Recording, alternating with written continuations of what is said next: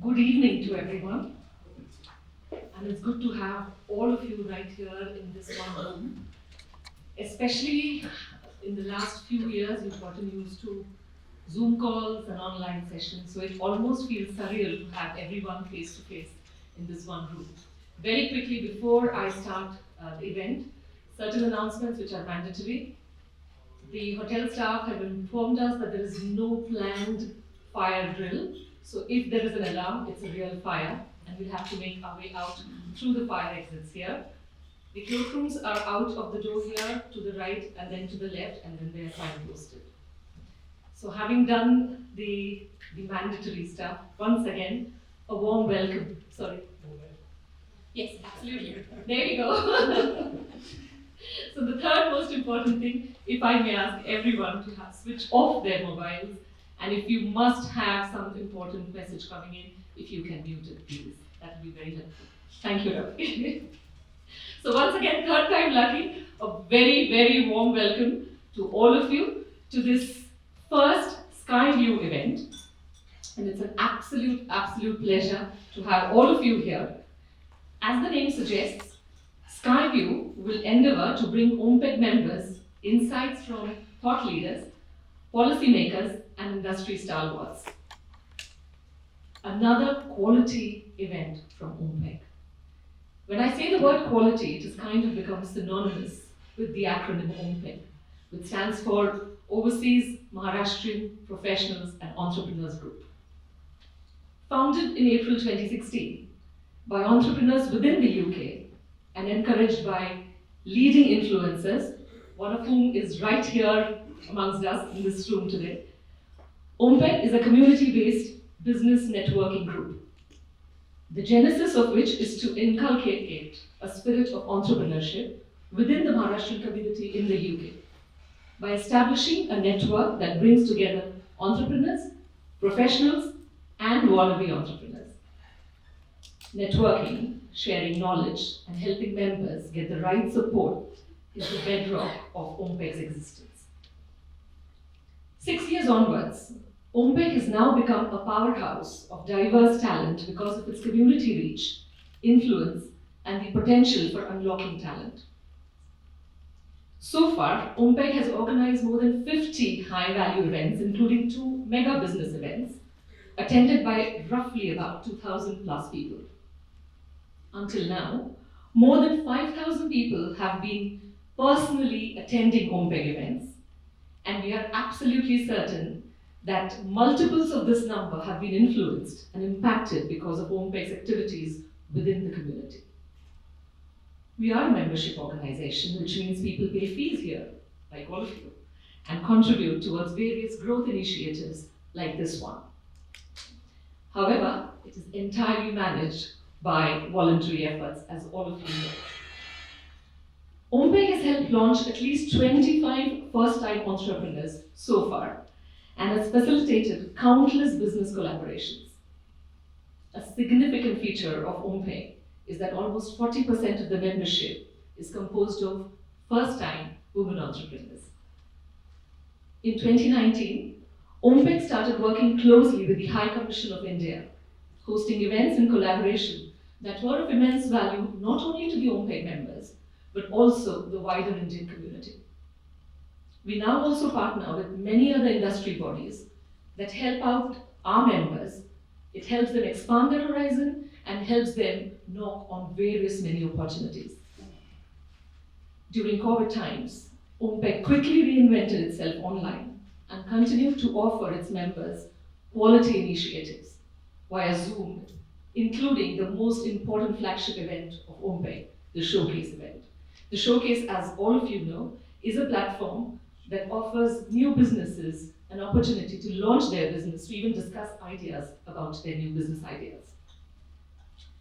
Of course, OMPEG has always been digitally driven. We have our very own native app, the My OMPEG app, that obviously allows members to collaborate, have conversations, sometimes banter, but it also allows non-members to be part of the group so that they get exposed to the offerings from our OMPEG members. And of course, as the modern day suggests, we are also on Facebook, on all social media possible, on Facebook and the Twitter handle.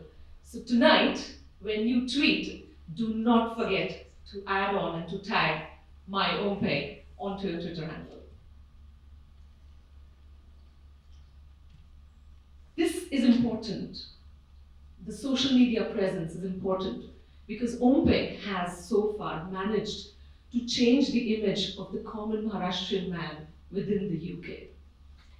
We now look at the persona of a Maharashtrian man in the UK as a front-runner business leader, and that we believe is one of the most important achievements of OMPEG so far. As much as OMPEG's mission is to unleash the potential within the Maharashtrian community, the success of OMPEG is based on creating generations of entrepreneurs that will work in the future to bring India and the UK business ties closer and working even more collaboratively. This is a fact which has been noted and appreciated by none other than Mr. Nitin Gadkari himself. So once again, after this brief introduction about OMPEG, I'm going to welcome all of you to this mega SkyView event, where we have the honor today of hosting none other than the political scholar, the esteemed Mr. Vinay Sahasrabuddhe.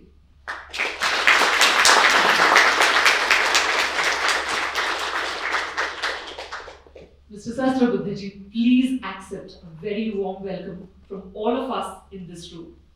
We are all here today to listen to you talking, to learn from you.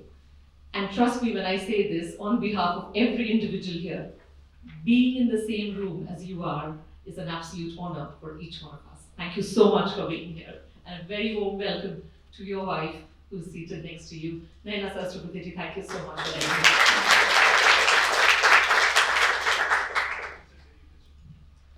Sorry, I didn't hear that. Oh, I'm so sorry, I thought somebody was talking to me. It's time for me to hand over the reins so that the conversations for which all of us are here today will begin. I'm now going to hand over the reins to my fellow OMPEGian, a person who embodies OMPEG, a very successful business entrepreneur, and a socially responsible entrepreneur, Jay Tahasildar.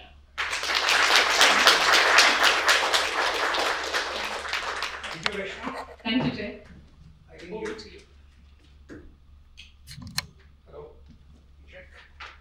Can you just press it a little bit more? Yeah. Now? Yeah. You've set the bar really high. Oh my God. It's going to be very difficult, and you've set the bar, and now I'm going to welcome, introduce, and then have interaction with Vinay ji, and that's going to be a difficult task. Sir, may I please have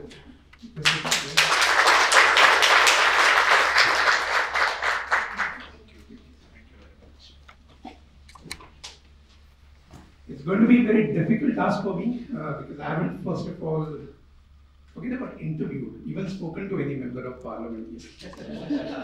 So that's going to be a little difficult, but let me try.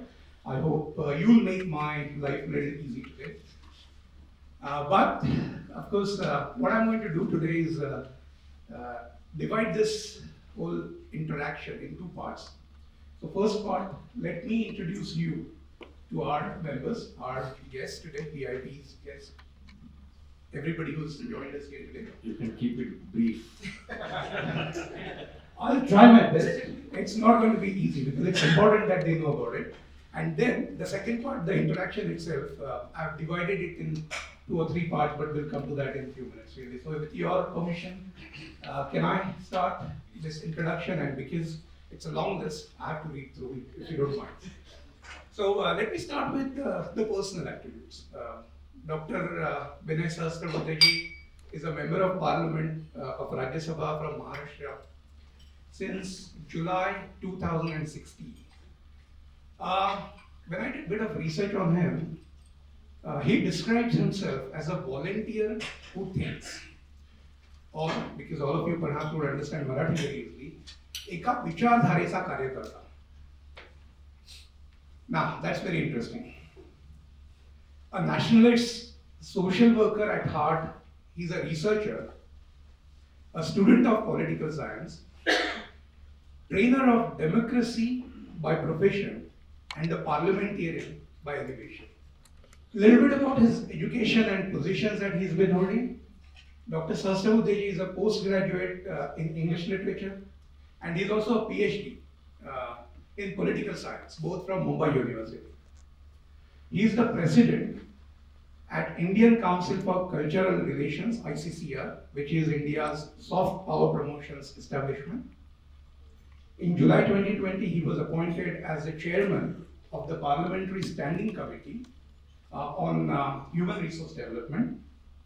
He is honorary director of the Public Policy Research Center in New Delhi. He is currently the vice president at Rambhav Margi Prabodhini, a unique institution of which he was the director general for over 2 decades. And I think most of us would have heard about that and the work that he's put in that Prabodhini as well. So RMP is one of its kind research and training academy, and this is really very interesting, and I found it very interesting as well. It's a training academy for our elected representatives. Sometimes we think that they are little difficult or beyond training, but these guys manage to actually train those elected representatives. He is vice president of Indian Social Responsibility Network, ISRN, in New Delhi, and he has served as a national vice president at Bharatiya Janata Party, the world's biggest political party. Moving on, to give a little bit of family background, Vinay ji was born in the middle class family in North Maharashtra in Dhule in 1957. His father, Prabhakar Sahasrabuddhe, worked with Khadi and Village Industries Commission and retired as a principal of KVIC's training center. His mother, Sudha Sahasrabuddhe ji, served as a teacher at KVIC's training center at Trimbak Vidya Mandir, colony near Nashik.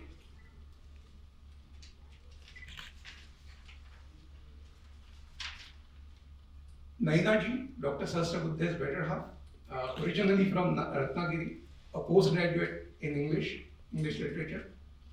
She's a banker by profession.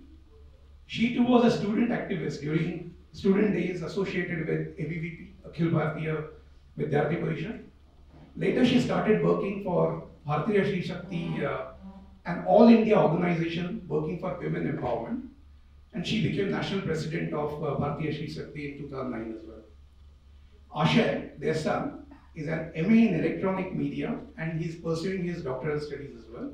He also runs a startup company engaged in filmmaking, and his wife, Shivada, is a practicing architect and interior design professional. Sorry, I thought it's very important that I see the scene. Everybody is at least aware of the background now. And with that introduction, let me start with the introduction. As I said, I've divided that in 3 segments, which are really kind of a big bulk of your work. One is policy making and implementations. The second one is, of course, Sanghatana Shastra, and we are quite keen as OMPEG members, keen to listen your thoughts on that. And the third one is really, of course, the ICCR's work as India's soft power establishment.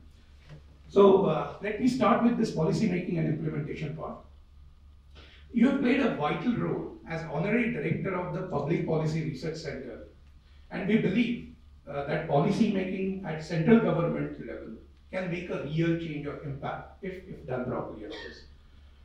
While doing a bit of research, we came across some excellent work done by your PPRC, the center, on their website about socio-economic policy research, such as Pradhan Mantri Mudra Yojana. Huge amount of work you guys put in that.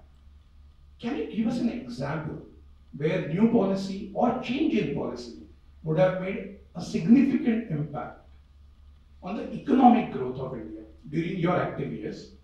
Perhaps one example each of hit as well as miss.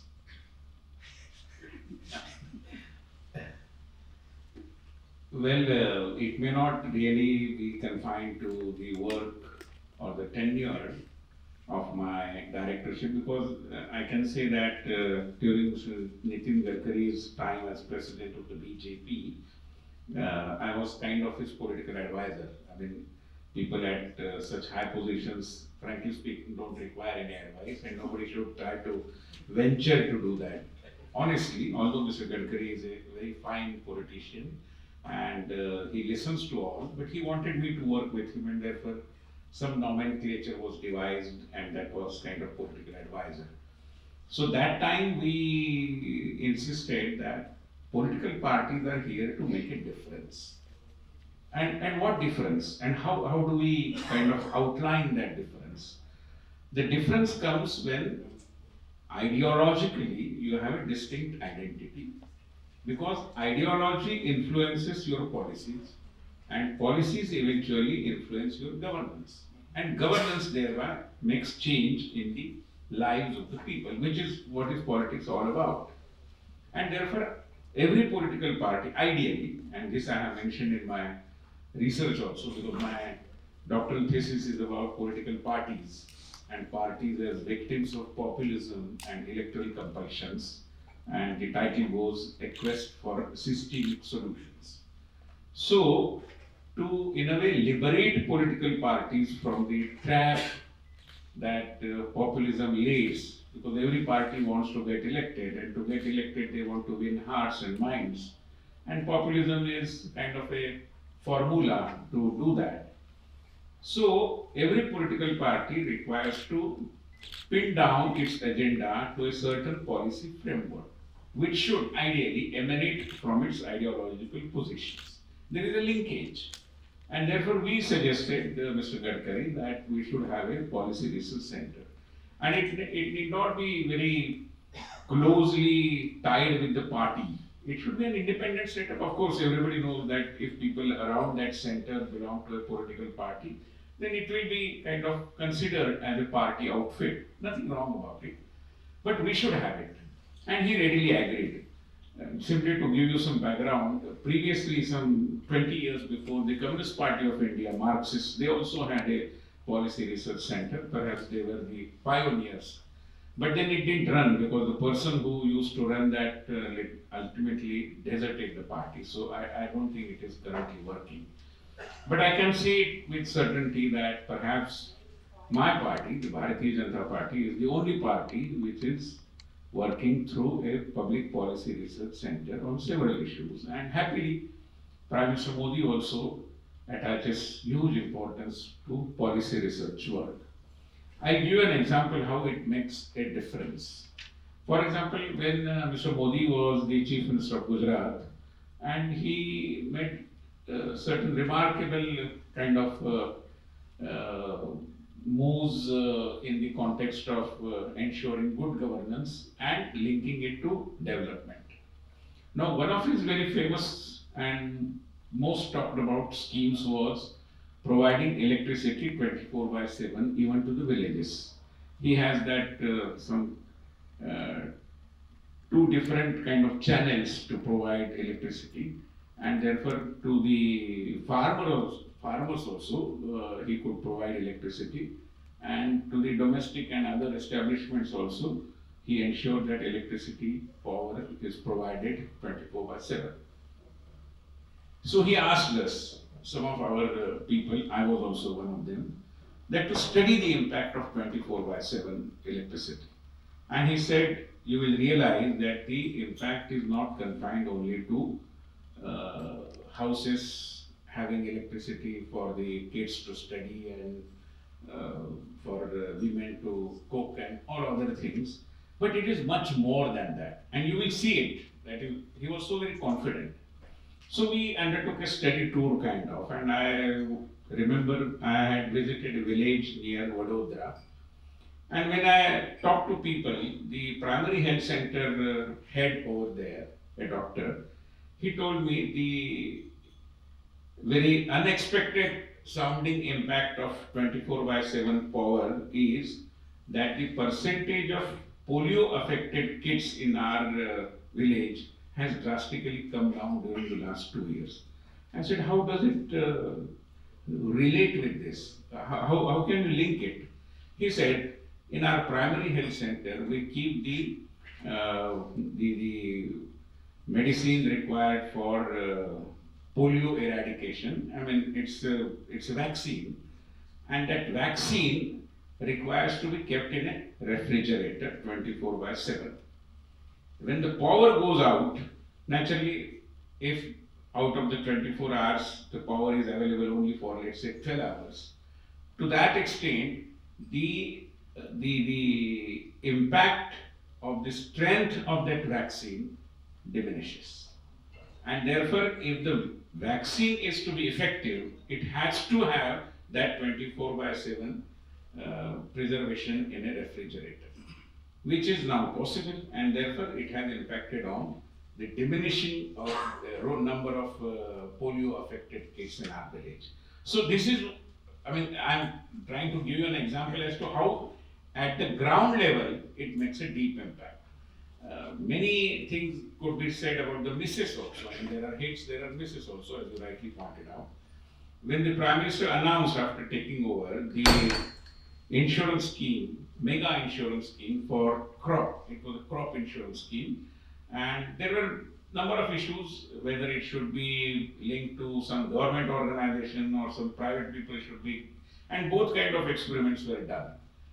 But still, the government was not very happy about the impact of it, and they asked us to do a survey kind of, but survey not by taking a questionnaire kind of in your hand and going from place to place and just asking people to tick in the right boxes, not that kind of survey. Talk to people, get to know their feedback, and informally whatever they say, just put it in a format and tell it. And we did that. In 10 districts we had sent our volunteers, and they went from village to village, and number of issues came to the fore. And one of the important recommendations that we made was that before you frame any such thing, please talk to the stakeholders. Without that, if you move ahead, things may not really work. And that was accepted. And thereafter, whatever our recommendations were, found some inclusion in the new framework of the crop insurance policy that was devised by the Ministry of Agriculture. And the higher-ups in the government were so keen that, while I am neither an economist nor an agriculturist, certainly, but they wanted that I should be certifying whether these things have been implemented or not.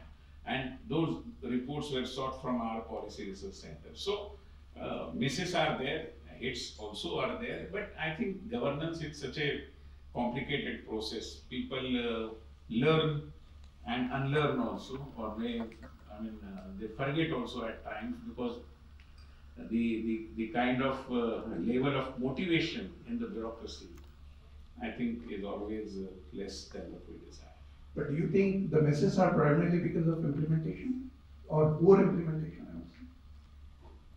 I believe so. Poor implementation, and there is no kind of very structured mechanism of supervising.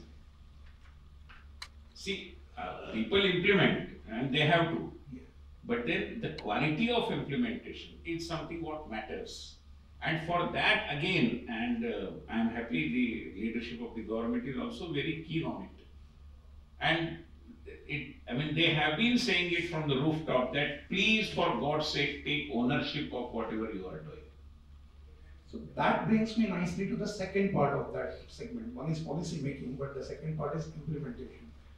Now, you've been involved in policy making and implementation at the highest level. Can you tell us a little bit more about this Pragati system that has been implemented and how effective it is? Perhaps that could be very useful for entrepreneurs within this room as well. Well, I think it's a very innovative mechanism. Frankly speaking, it should not have remained that innovative. I mean, these are so very rudimentary things that government should have devised some mechanisms even much before Prime Minister Modi took over. But somehow it didn't happen that way. And one thing, I forgot the long form of Pragati, but it is project implementation something. You do some Google and you will find it out. It's a device kind of invented or evolved through some discussions and implemented by the Prime Minister's office. What is Pragati? normally as it happens, the government allocates some funds for some major infra projects, whether whether it is about railways or maybe roads or maybe dams or any such development projects. And the projects are to be implemented in collaboration and cooperation of the state governments. And therefore, the usual game starts. Center blames the states, states continue to blame the center, and nobody knows where exactly the fault lies. So the Prime Minister devised a particular program which is called as Pragati, which is every last Wednesday of the month, he conducts almost a 4-hour long meeting. It's a virtual meeting at a very big oval shaped table. At one end, Prime Minister sits himself. On both the sides, there are secretaries of his 30 plus departments. Most of the departments that figure, the items related to them, figure in the agenda of that particular meeting. And in front of him, there is a screen on which every chief secretary, turn by turn, is expected to appear. Of course, those states about whom there are some issues in the agenda. And it works like this way. For example, there is a railway project happening in Jharkhand. And the Jharkhand government had committed that we will give you the clearance of our forest department for laying the railway tracks by next month, by let's say 25th of July. And in the month of July, let's say on 29th of July, it's Wednesday, and there is a meeting. So the Prime Minister asks, boss, you had promised that by 25th, your clearance will come. It has not come so far. So the impact will be that the money that we have allocated, the funds that we have allocated, will lie unutilized. So how do we do that? Then the chief secretary says, oh no, we agree, but there was a court injunction, something. And therefore now we promise that by end of October we will give. Now in the month of October again, there is some meeting of the Pragati, and then same questions are asked. But now, over the last 4 or 5 years, things have come to such a happy level that whenever a particular issue appears in the agenda of the Pragati, all chief secretaries keep their records very clean, and they ensure that when the Prime Minister asks, they will say, yes sir, everything is done sir, no sir, something of that kind. So it has a very electrifying impact on the pace of implementation, which is very required. Otherwise, and even if I don't want to comment politically, but it has been a fact, it has always been a fact that one Prime Minister used to kind of do the Bhumi Pujan, and after maybe 15 years, the other Prime Minister used to inaugurate the. Now things are happening in such a way that it is the same PM who performs the Bhumi Pujan, and he inaugurates also the several projects. So the pace of development is continuous. And lastly, if I may add that why this was not happening earlier. Basically, things don't happen because the leadership doesn't have the guts, if I may use the term, to ask questions. Because if I ask some question to Mr. Gadgil, Gadgil will also ask me some question. And I don't have answers. So we have a tacit agreement that I will not ask you questions. You also don't ask me questions. So all of us will live happily thereafter. So that has been a quid pro quo kind of. Now the present leadership of the government has put a complete full stop to this politics of quid pro quo, because the PM himself and the leadership has the confidence to say that we will do our work as expected and as efficiently as required. You will also have to perform. Excellent. Thank you very much. This is so useful. While we were traveling here, we were talking about it. Whether they are entrepreneurs or professionals, almost all of us manage projects in our lives, really. And project planning, when it is on the paper, is fantastic. Execution becomes a problem. Most of the projects left because of the poor execution, and I think this has been perhaps very complex and difficult level at the government level to execute such projects. But that then leads me to the second section or the second segment of our interaction today, And that's Sanghatana Shastra.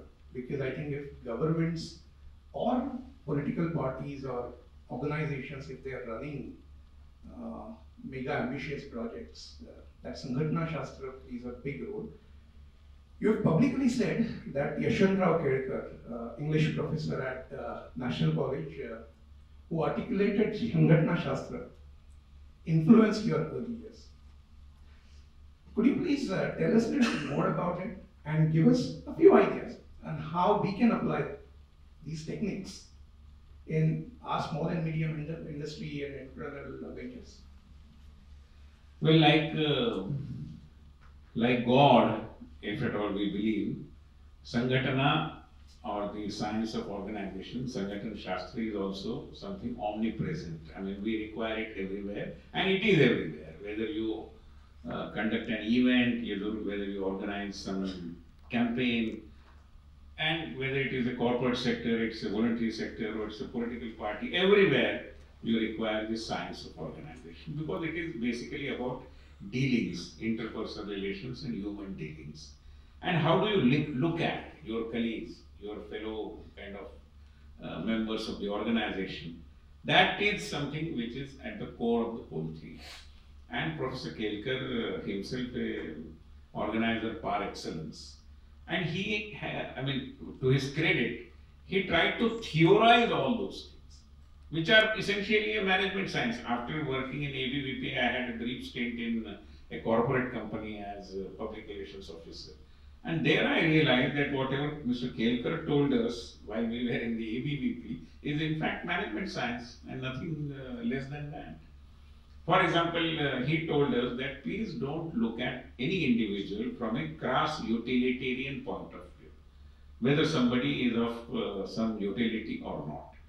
That is a very materialistic point of view. Our philosophy tells us that there is something which is very important in every individual. No individual is worthless. That is what our scriptures also have been telling us. So, if you have to really take the organization to a different level, utilitarian approach is not the way. You must believe that you can change individuals. And therefore, he used to tell us that every metal has a melting point. What is required is that you should be capable of giving that much warmth of affection where the metal will melt and people will change. Something very fundamental. I mean, if we fail to believe in the principle that every person can be changed, I think if we are skeptic about it, if we are not sure about it, or if we have doubts about it, we cannot run an organization. An organization can only be run if we believe in these kinds of things. And therefore, many things, perhaps many examples could be given, but then the essential point is that science of organization is something, and even while running your own family, you require a science of organization. It's not simply because you get married and then you become capable of running a family. It's a very, very difficult thing, and women know it better than men, in fact. So there also science of organization plays a very, very important role. So there is no metal without a melting point. I'm going to push a little bit further and would request you if you could take us now through that small story once again I came across about that small South Indian roti restaurant. I'm really amazed by the amount of research that you have put in about whatever worthy or worthless that I have written, and you have gone through that. I must compliment you for doing all this homework. The story goes about again, it's a science of organization. See, normally what happens, we indulge in backbiting. If Mr. Tahasildar meets me, I would say, oh, what a wonderful thing you did.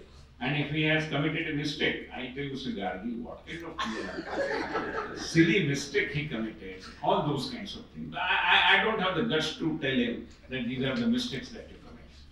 So, in an organization, what is required is that you should have the thickness of your relationship the strength of your friendship to such an extent that you should be able to speak very candidly, because you don't have any agenda. Your agenda only is to ensure that your friend performs well in his life. And to help him do that, you must tell him. It doesn't mean that always you should be negative about it. Praise him wherever required, but don't hesitate in pointing out the gaps, pointing out the faults or the mistakes. So he gave us an example, which is that of a Sri Krishna boarding house.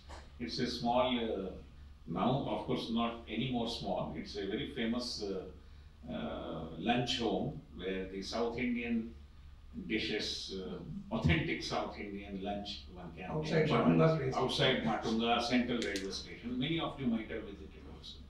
There used to be, in the olden days at least, a board placed right at the gate through which you exit from that hotel. And the board read like, if you like our services, tell others. If you don't, tell us. I mean, this is so very fundamentally.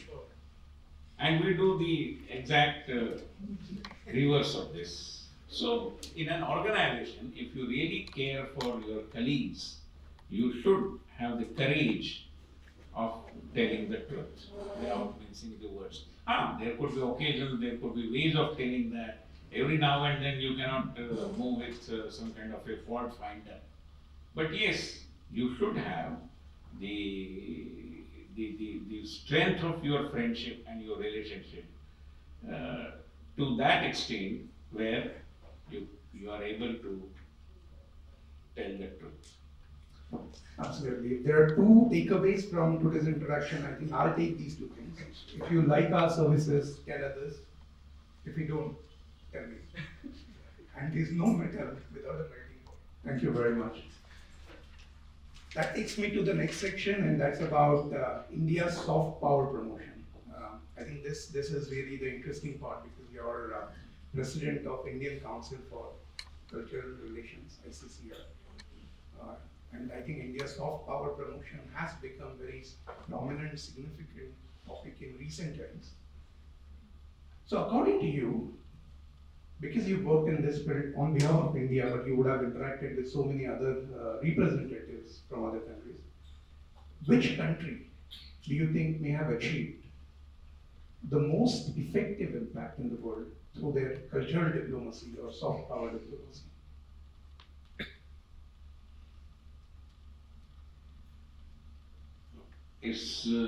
It's not a very easy question to answer, because there is a very, I would say, inadequate amount of research that has gone behind. As it is, soft power is a very recent concept, kind of.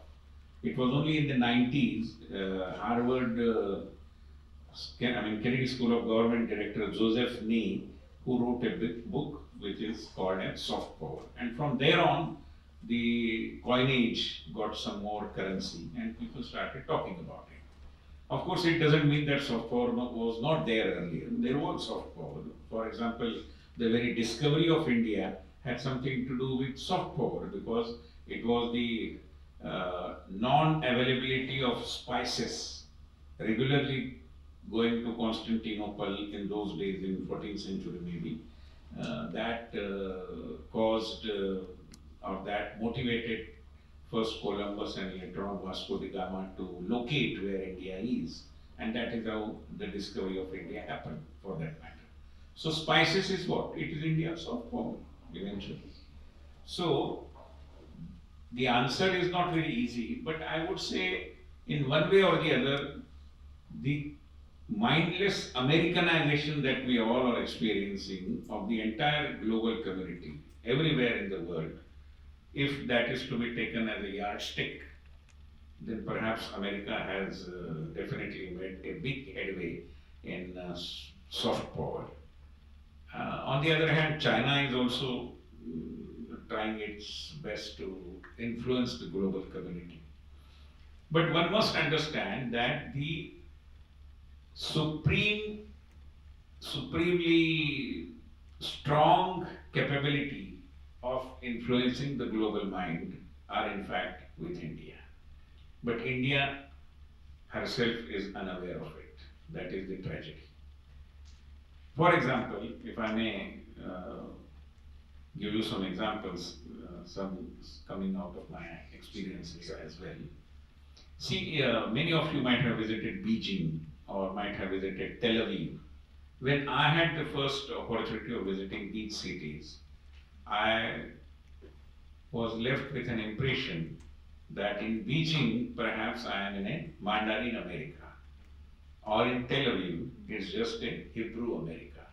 Everything is American except for the language.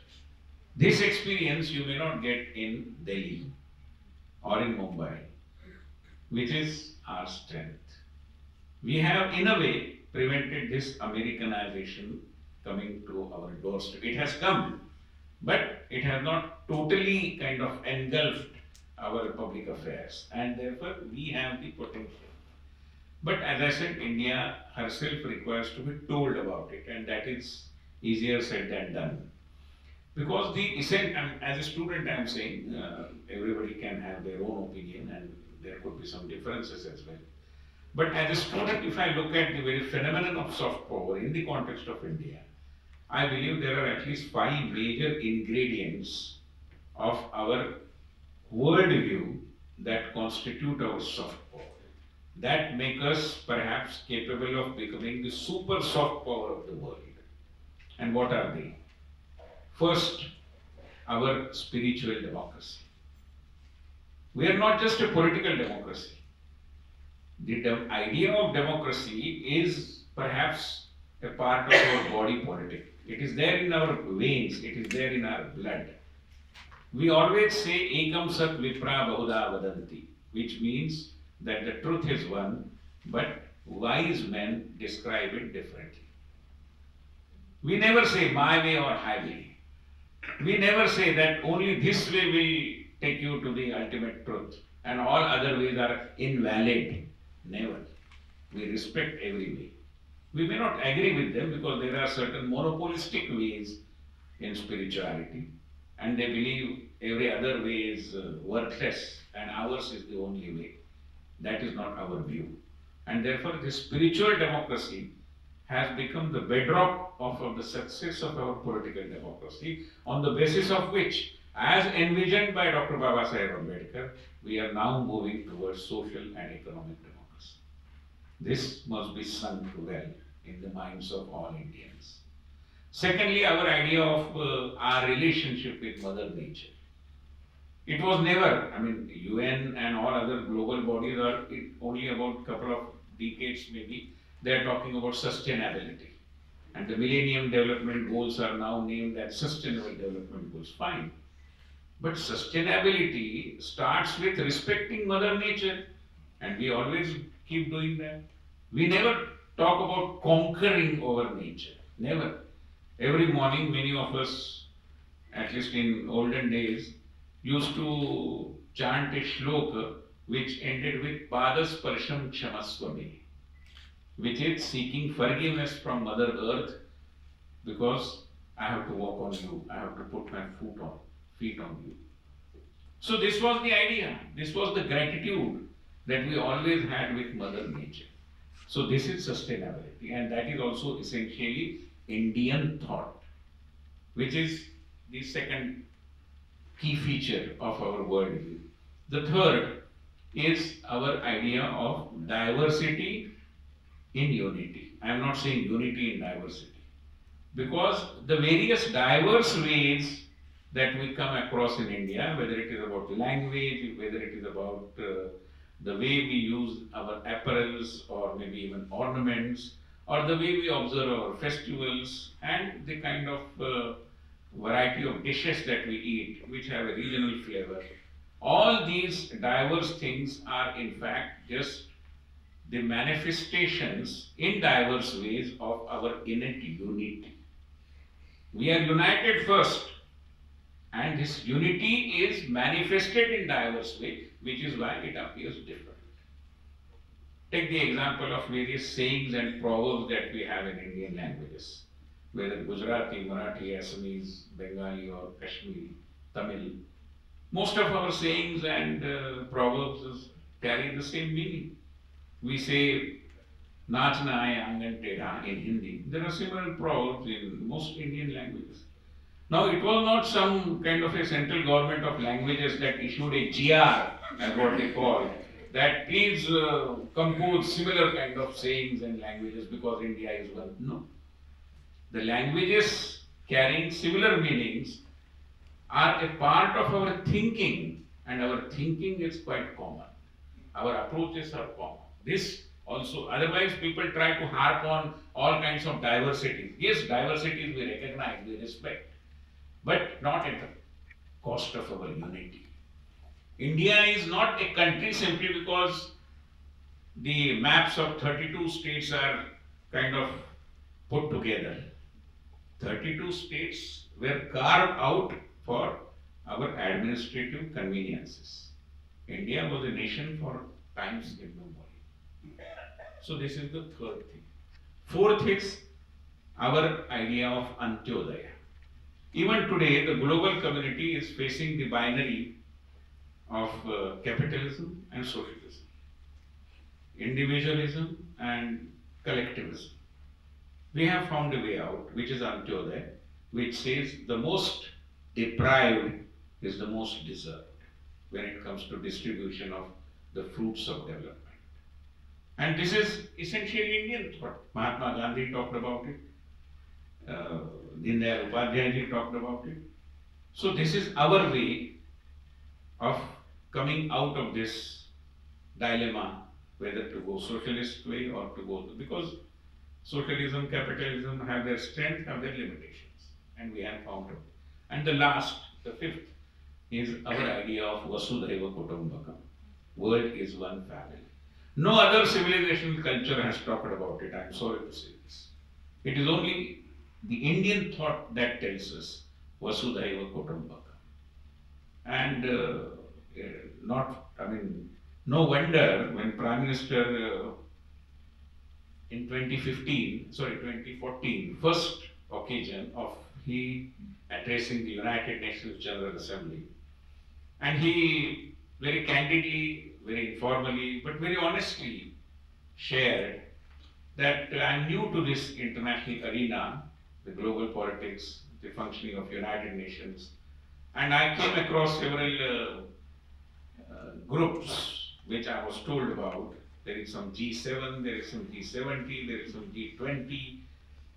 And he said, I kept wondering why on at least some humanitarian issues there could be a G all.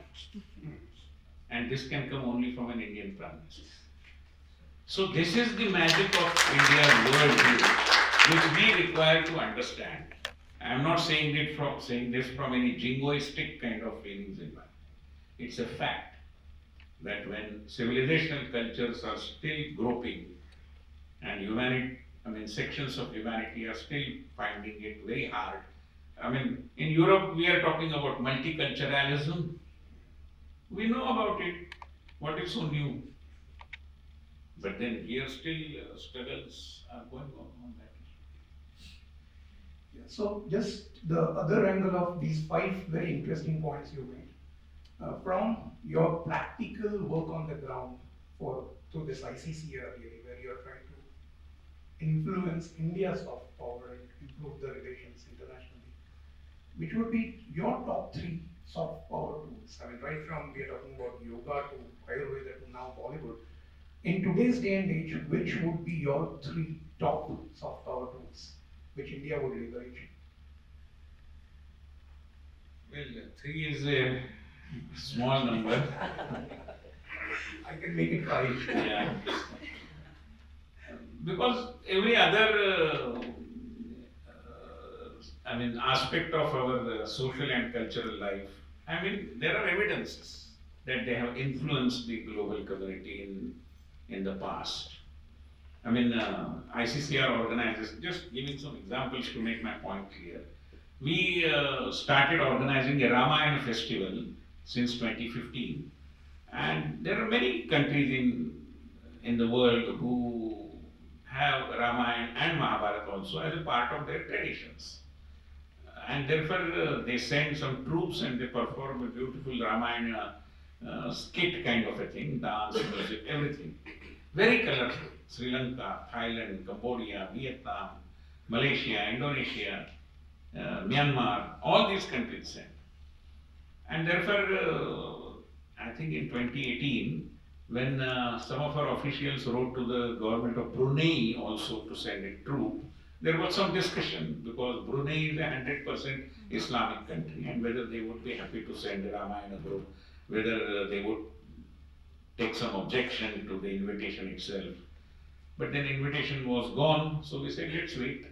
And they sent a group and they performed very well and many appreciated their dance performance. So after the performance, over a cup of tea, when some of our officials told them that we were a little apprehensive whether you will feel bad for being invited to present a Ramayana skit in a festival, the principal artist there, a very senior artist, he told with a smiling face that, my friend, you are making a mistake. We have changed our religion, not our culture. And this is the power of our epics, whether Ramayana, Mahabharata. So our epics, our music and our dance, all these are also very, very important. Our classical music, our vocal, instrumental music. I mean, I must mention this over here, that ICCR have now taken a policy decision. Normally we send artists, performing arts, people abroad for performances. But now we have also decided to send some people who are into the manufacturing of string instruments like tanpura and several such instruments. Because, and you will be perhaps happy and perhaps a little sad also to know, that out of let's say 100 instruments that our instrument makers, and it's a very exquisite kind of art. It's not easy to create a tanpura, to manufacture a tanpura. It requires a particular kind of pumpkin which takes for about 3 months to grow it. And if you kind of plant maybe 10 such things, then maybe hardly one you may get which is okay for the manufacture of tanpura to use it. And there are very small groups now because it is on the verge of extinction. There are some people in Miraj, some in Varanasi and some in Kolkata who are still into this. And there is one family of Yusuf Mullah whose tanpuras were used traditionally by Pandit Bhimsen Joshi. So all these families and these people were in fact struggling because they were saying that if we manufacture 100 tanpuras every year, 75 of them go abroad. Because either people like you who are the NRIs and who are pursuing Indian traditional music in their own way, they also want it for their sadhana. And there are many who are not Indians, are also keen on learning Indian music and Indian instruments as well. So they also want. But then, sending tanpura is okay. Maintaining it is very difficult. And for that they require some assistance. So now we are going to organize some camps around the instrumentation, maintenance of these instruments, and we will be sending these instrument makers also to various countries where tanpuras are required. So again, as I said, our music, our dances, our culinary and cuisine practices. Now ICCR, traditionally we never thought about it. Now we have decided that in every country, initially we may confine it to, let's say, 10 to 15 countries, but the authentic Indian, the restaurant which is serving authentic Indian dishes, on the basis of that quality, through some process of assessment, we are going to issue an Annapurna certificate. Because they need to be recognized. They are serving the cause of Indian culture. I was in Moscow some time back, and our embassy people there told me that in Moscow there are at least 6 Indian tailors, garment makers, and they are making a brisk business. Why? Because this Bandagada is becoming very popular over there. Now we don't know. Ghar ki murgi dal barabar. But then our things are becoming very popular. People are finding them interesting, aesthetically of a very high order. We are also talking about democracy. ICCR has started a new project which is Gen X Democracy Network. And we are inviting below 35 age members of parliament, ministers, lawmakers, and even political party workers from 75 democracies. Since this is Azadi Ka Amrut Mahotsav, we have shortlisted some 75 countries and inviting 6 people, 10 people from one country. Likewise, groups are coming. 2 groups have already visited India, and all of them are immensely happy because we are giving them the exposure to various facets of Indian culture, including democracy. There was a delegation, 2 women, young women below 35 from Jamaica visited. And in their feedback, they said, one thing which we have realized is that India needs to be told loud and clear that India requires to blow its trumpet very, very loudly.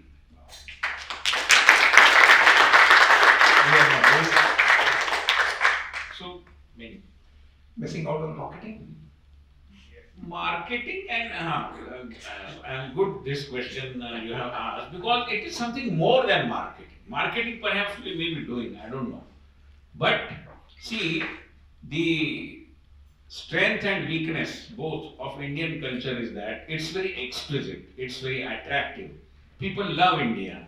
The colorfulness of our culture, it's something very, very attractive for the people abroad.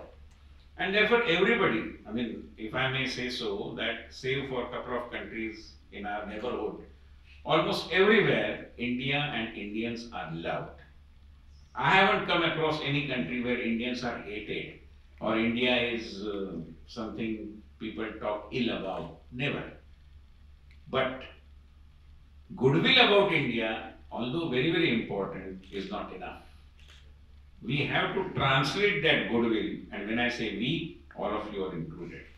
We have to translate that goodwill into a proper understanding about the idea of India.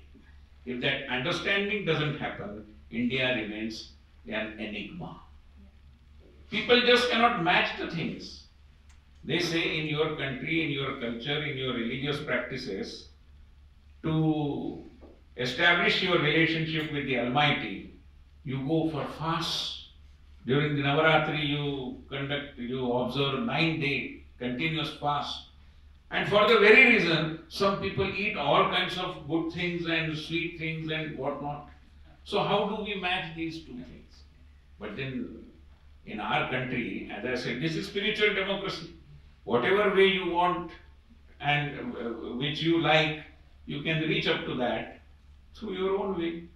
You can observe a fast, or maybe you can, like what we say, Ekadashi Duppat Kashi. You can eat double as well. No matter, doesn't matter. You are free to do that. This freedom is something very, very critical. Correct. So if not marketing, but whatever we are doing perhaps in the last few years, we can see the difference. Especially making it intelligible to the global community. Whether we go extra mile and try to explain, or we say, oh no, our country is very bad. If we keep calling names to our own motherland, what kind of soft power are we talking about? Yeah. So the NRI community, non-resident Indian community, if we could play a role, and this was really fantastic research and some input I picked up from Congress as well. A country like France actually appoint NRFs, non-resident French people abroad, formally to represent their cultural soft power. Do you think that's the kind of model ICCR or Indian government can adapt worldwide? Yeah, we can do that, but I think first of all, there has to be a general agreement and some understanding within ourselves about the onerous task of this promotion of soft power. Because I believe, and I sincerely believe, not simply because you people are there in audience, but it is my conviction that individuals, groups, people themselves are the most effective vehicles of soft power. The way we conduct ourselves, especially abroad, of course within India as well, but especially abroad, that is going to add or maybe subtract from the strength of our soft power. I mean, many of you must have visited Chicago and the Devon Street there, famous. But people say at Devon Street you feel like that you are in India. Why? Because there is litter. What is sorry state of affairs? So we talk about Bharat Mata Ki Jai and all those things and unity in diversity or diversity and unity. But it's a matter of introspection. Are we really together, at least on a foreign soil? There are Telugu groups, there are Kannada groups, there are Marathi groups, doesn't matter. But at least on certain occasions, we should be coming together, talking in one voice. Forget regional, even social divides, we continue to live with them. Are our underprivileged sections, and there are many in the foreign land, in various countries, are they really a part of our social milieu, what we call as NRIs or Indians living abroad? Or they have a separate group of their own? So, I mean, all these things definitely give us enough food for thought. I think in one area at least we can see that those divides, state divides or language divides, they've managed to kind of cross that barrier, and that's two professions: medical professionals, Indian medical professionals abroad, and Indian IT professionals abroad. I think what we've experienced here is these two professionals are considered to be India's soft power. Do you agree? Yeah, of course. And I would say, I would add one more, and I'm tempted to give this example. Do we have time? Yes, we have time, right? Okay. Indian teachers also can make a difference. And I'm sure India has the potential of exporting teachers abroad. Because teaching, spreading knowledge, it's something which our people can do very, very effectively. I have seen this in several universities abroad, how Indian teachers really make a big difference. And here I am tempted to narrate an example of an Indian teacher in US. He is a friend of ours. He was earlier teaching in a Vivekananda Kendra Vidyalaya in Arunachal Pradesh. Later on he shifted himself to Mecca because his wife is a physiotherapist and he got some job over there. They were in need of some better prospects, so they shifted there. So when I visited him, I asked, what is the difference between teaching in Arunachal and teaching in Texas? He said that a number of things are there. There are several good things in the education system over here. But there are things where Indians really can make a difference. And he gave me an example. He used to teach to a class of, I think, 10th standard or something. And many adolescent boys and girls were there in his class. And once he found that a particular boy, 15 something or even a little lesser, used to sit right in the front row in his class, and at 11 o'clock when he used to deliver his lecture or take the class, the boy used to sleep, doze, continuously for the entire whatever 45 minutes or 1 hour it may be. So he was a little perplexed. I am teaching, everybody is patiently attending, listening, and this boy is sleeping in my classroom. Couple of days he ignored. On the third or fourth day, he tried to wake him up. On the fifth day, the boy, of course, he woke up, but he stood on his own and he said, "Sir, teaching is your job. Whether to listen to your lecture or not is my liberty." Now in an individualistic society as what it is, our teacher friend got a little perplexed and was taken aback because he was not expecting such a blunt response coming from him. So he said, okay, fine. And there was no argument. In a way, what he was saying was correct. So he allowed him to kind of do whatever he wanted to. But after 4 or 5 days, he tried to find out what is the reason why this boy is sleeping at 11 o'clock. So he tried to establish some dialogue with him. The boy was reluctant. Eventually he gave up and they met over a cup of coffee. So the boy told him, sir, you want the reason why I am dozing off in the class at 11 a.m. The reason is that my mother has now brought a new father for me. So this new father doesn't want me to be a part of the family.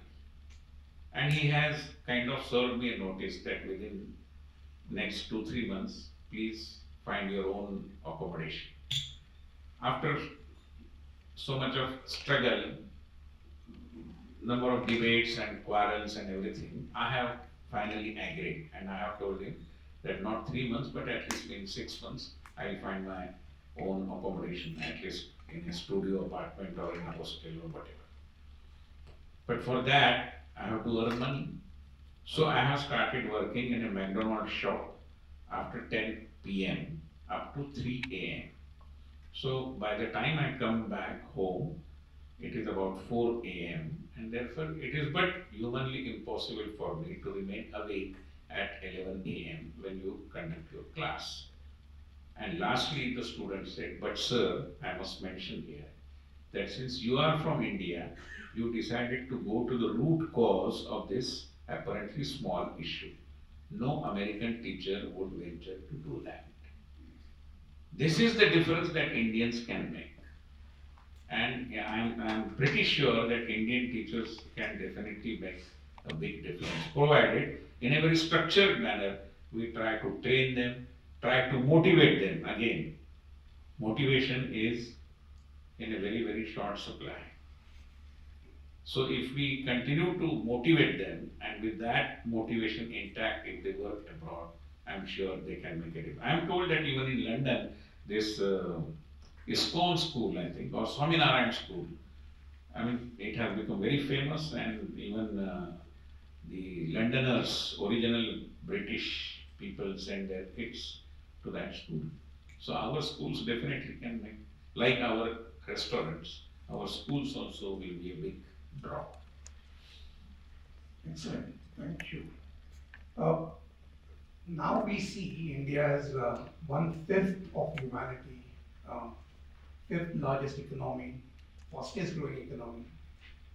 Next, say 3 to 5 decades, what challenges do you foresee from the prism of culture?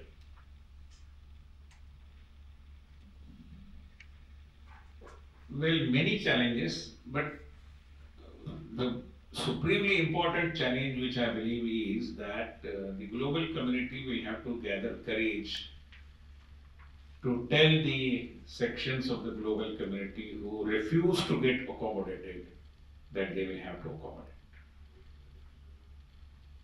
I mean, there are people, there are sections who believe still in what I said as my way or highway.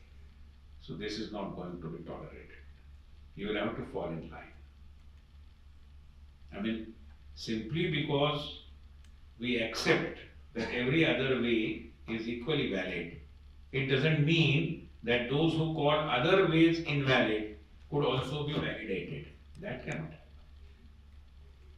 Democracy is okay if you don't try to vote. I mean, if you decide that I will not vote, okay. But if you say that my party philosophy says that I should prevent you from voting, and it's my democratic right, will any democracy accept this kind of a right? No. Likewise, there are sections in the global community who refuse to accommodate others, and they also don't get accommodated. They will have to be in no uncertain terms told that they are a part of the global community, and the global culture, if we really have to preserve it and pass it on to the new generation as a treasure of our traditions and heritage, they will have to accommodate others, and they will have also to get accommodated. Knowing that we are now coming towards end of our interactive session, and of course we'll have more time to network as well, One last area, last segment or last question I would like to ask, and being a little selfish here as part of OMPEG, we in OMPEG don't really have hierarchy, we don't have positions, we are all volunteers, we are all Karyakartas. And you would have seen as part of your work within ICCR, you would have come across such organizations, Indian organizations overseas, and ours is of course professionals and entrepreneurs organization. Any advice, any suggestions how we, using all the techniques that you've been talking about, we could be more effective and play a big role, if not big role, at least some role in influencing or improving India's soft power abroad? I think people must already be engaged in certain things, I'm very sure about it. But just in case, if I have to suggest, I think one area is offering some mentorship and some hand-holding for the younger generation. There are many who come to this place with some dreams and some ideas in their minds. But to give shape to them is easier said than done. And they require some mentors, somebody to hold their hands. And unfortunately, they don't find anybody. Like for example, Mudra Yojana you talked about. We have already experimented this and we have seen how big is the impact of this kind of a mentoring. There is one Dalit Industrial Chamber of Commerce and Industry, Dicky, run by Mr. Milind Kamre and his friends. They offer this kind of mentorship and they have given some kind of support to many young entrepreneurs. Likewise, all the Mudra loanees, for example, if our various Chamber of Commerces and traders associations try to adopt one entrepreneur, I think things definitely will be better than what they are. Likewise here also, if there are young entrepreneurs who are coming, and there are people there in India who are looking for some opportunities, some networking kind of, in countries like in the UK for that matter. If they approach and through various social media platforms, especially LinkedIn, I think people also approach you, and I'm sure some of you must be supporting them as well. This requires to be multiplied, I believe so. That is one thing which I believe. And the other thing, in tune with the appeal made by the Prime Minister, and not just once but many times, that if the NRI community tries to ensure that in a span of a year, they would motivate at least 5 Brits, because we are in Britain, to visit India as tourists, that would be a huge addition. Because as it happens, when people visit our country, they fall in love with it. India is not just something which we can read about, visit the website, see the film and understand. No. To understand India, one must visit India. And we have seen how Obama's approach towards India changed. President Clinton's approach towards India changed after their visits to India. So India is an experience. Let us motivate the locals here to visit India and get that experience.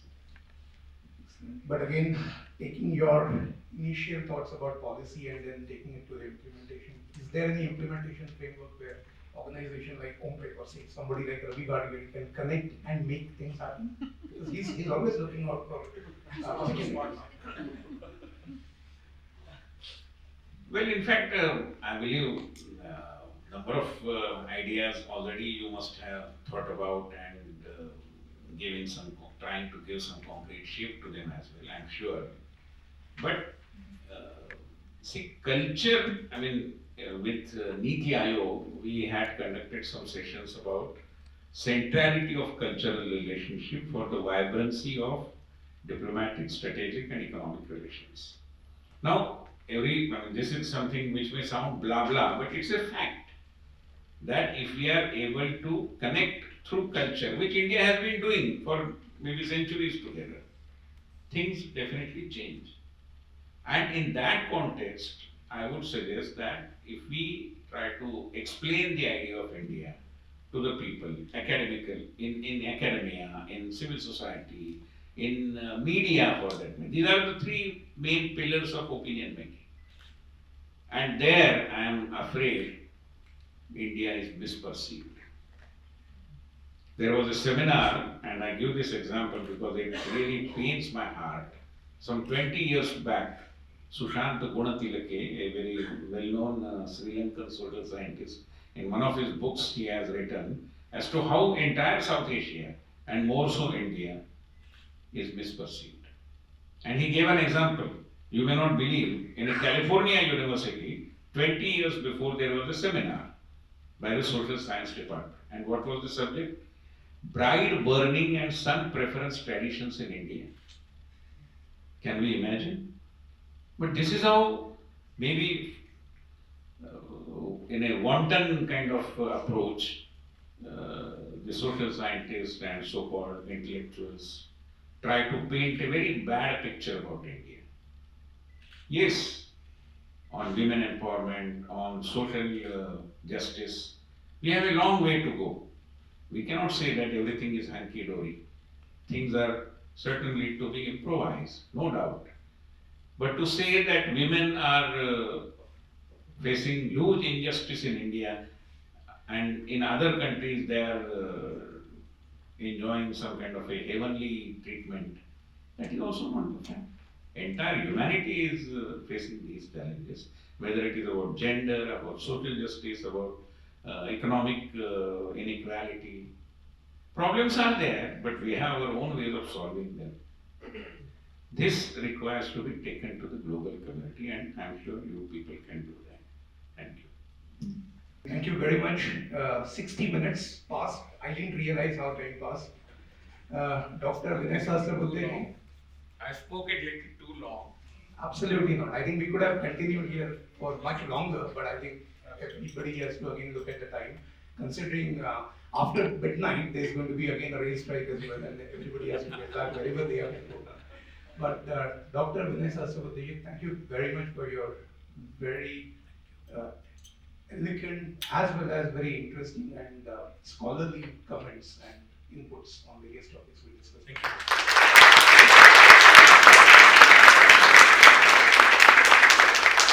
This has been our first OMPEG SkyView session, and I think we've had a fantastic SkyView right on the day one, and I'm sure there's going to be even more interesting as we go along. And just as on behalf of OMPEG, as a token of our appreciation, I would like to invite Dhananjay Mongale to give a small memento. In fact, you should have put Mr. Mumbai here on the chair. You know what, I had asked Such him. a great economist.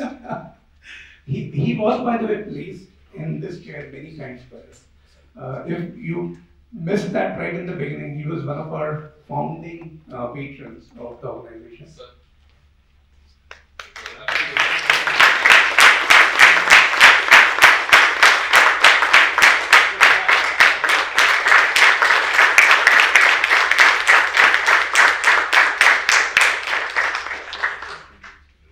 Thank you. Good evening, friends. It's absolutely a pleasure to have you all here. Let me start with thanking Dr. Vinay Ji, President of ICCR. Vinay Ji, thanks a lot for taking time to come here, and really it was an enlightening session for all of us.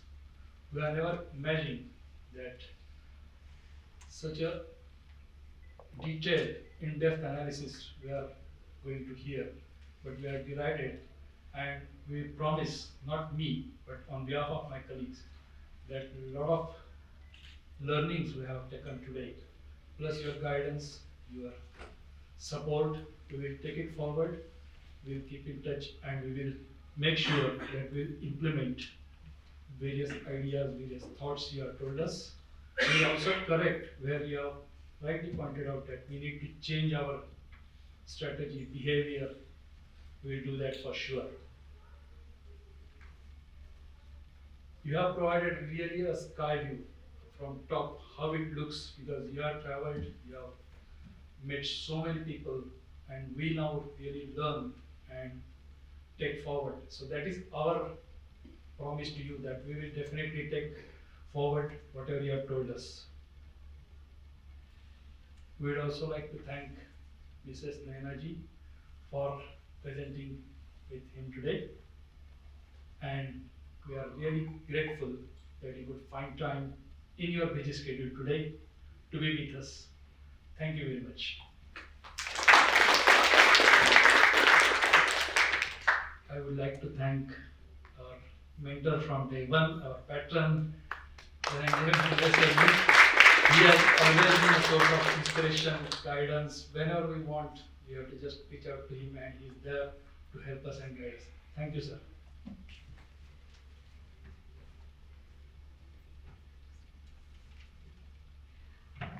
I would also like to thank the volunteer team, Jay for conducting the session, Rishma for the introduction. We've had Raviji, Rajan, Ani, and Rahul, everyone working in the background. We're missing Ani today, who was sort of part of the team putting everything together for the program. And also missing Harshavardhan and Samir.